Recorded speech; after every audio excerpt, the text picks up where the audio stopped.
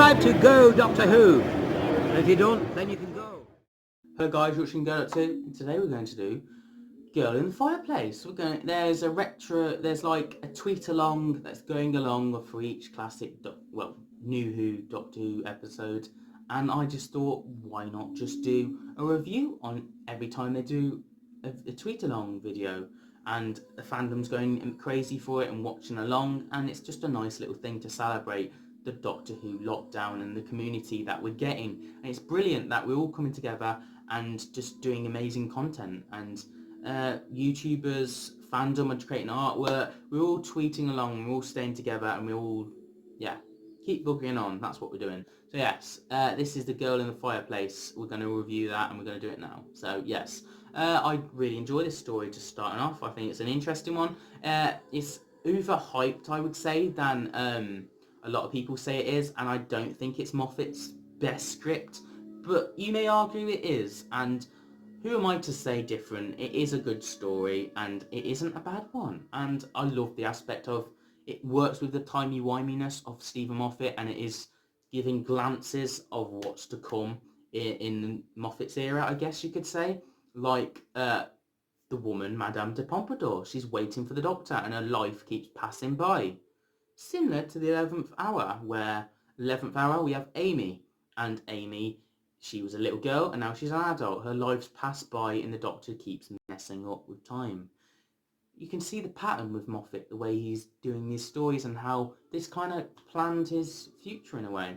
The Girl in the Fireplace was definitely a good one, and it was a scary one as a kid. I do remember going oof with the Clockwork Droids, and I do like the Clockwork Droids, their design, and when you pull off them, there's all this technical stuff, and it just looks high advanced and technical, and you're like, wow, that's a good prosthetic effect, is it, or something? I'm not good with that stuff, it's just, it works, it looks good, and you take my money, the villain with the actual mask on, I'm scared of dolls, and this has a doll aspect, and it's like, ugh, and the black eyes, because you can't see them, is very creepy. So yes, they've got to be amazing creatures that come across quite scary, and what they're trying to do is just basically fix up the ship. They're designed to help save the ship, and Madame de Pompadour is the ship. And we learn that at the very end of the episode, where there's a glance of Madame de Pompadour on the ship's name, and it's interesting. And I love that aspect and the scariness, and them constantly coming to save her, and the ship number or something is the age they think Madame de Pompadour should be, so she is compatible, but she was never compatible, and the ship was going to just be broken anyway, and they couldn't save the ship. But the Clockwork Droids were designed to help the ship, and they kept on thinking it was, and they've killed people and got eyes as cameras, we've got heartbeats supporting some sort of thing, which you see Mickey and Rose deal with. Also, we get Rose in this, who's she's not as jealous as she normally is when a new woman comes along to the Doctor, and thank God David Tennant didn't tell Rose, oh, me and Madame de Pompadour, we snogged. Rose would have a fit. She'd be like, what? That's it, Doctor, you're not out the TARDIS anymore, you're staying with me, I want you on a leash, This is the thing with series 2, which is the Rose being needy and constantly like that. But thank God we didn't get that much in this episode, which was working well, and I enjoyed that. We did get Rose and Mickey go off an adventure. We got Mickey's first adventure in the TARDIS, properly outing, and I love that. Series 1, he was a wimpy tin dog sort of scenario. No offence to K9 fans. And then we also got him in the two-parter, the Sidemen two-parter, and we got him in Sarah Jane episode School Reunion. We got him slowly working out, I'm not going to be the tin dog anymore.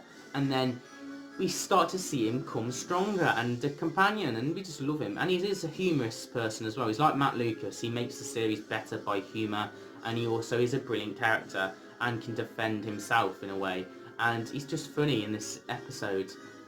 Rose and Mickey get captured, the Doctor has to come and save her, and he's pretending to be drunk and tipsy and stuff, and bananas are great.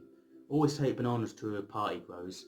And yes, I just love it. I just love that scene. That is my favourite scene of the episode, actually, when the Doctor's pretending to be drunk and then whoosh. Yes, and the teleport looks interesting. We've never saw a teleport like that before.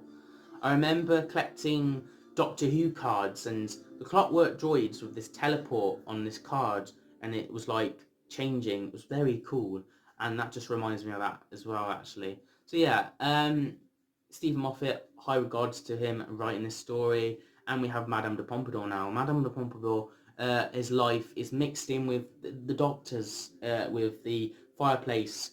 Basically, her time is the long way. She must take the long path to see the Doctor again. Whereas the Doctor there's a time distortion sort of thing where the fireplace keeps moving around, and one side of the fireplace is the future on an alien spaceship, and one is Paris, I think. So yes, and we see Madame de Pompadour's life as a kid all the way up to death, and that is a sad thing as well. She dies in this episode, and there's a note left for the Doctor to read.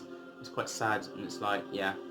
And the Doctor kissing Madame de Pompadour is just fun, and her reading his mind. We get to learn where the Doctor's head is at in this series, which is nice, and I think works well. They did have jump aspects with the Clockwork Droids. Madame de Pompadour was a brilliant actress, and the horse. Why are you following me? I'm not your mother. You know, that horse scene was hilarious, and an attempt Doctor riding the horse and breaking through. And fun fact for Doctor Who Confidential, they weren't allowed a horse in the room that they were filming, because the owner was like, no, I don't want a horse in this. So they had to edit round that and make it work, which is a fun fact. So the horse was never actually in the building. Of course, it never jumped through a window, but still, just a little nugget of information from Confidential there. Doctor Who Confidential, R.I.P. Missed that. Yes. Yeah. Madame Pompadour was great. Clockwork were great. Rose and Mickey was quite good in this, and we got to see more Mickey and go off in adventures after. Yeah, it worked. David Tennant in this was phenomenal acting, and I can see why this is a brilliant story. What would I pick? What was bad about this episode? There's nothing bad about this episode. It works totally well. I think, yes, it could be a bit updated with the CGI, but that's the time of its era, you know. That's my era. God, that was out in 2006, and I was 6. Wow. Yeah, that was my era of the show, and yeah, really enjoyed it. Brilliant episode. What would I rate it out of 10? Probably an 8, an 8.5 at best. I'd say an 8. 8 out of 10.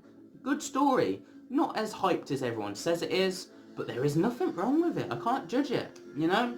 But it's just doesn't get me as more as other episodes, and more other episodes of Moffat's as well. So yeah, thank you guys for watching. Don't forget to comment, rate, subscribe, and check out my playlist of 5 things that make each series great, 5 things that make each Doctor great. We're currently at the 10th Doctor and 11th Doctor tomorrow. We're filming that video, so check out tomorrow where we do 5 things that made the 10th Doctor and the 11th Doctor great.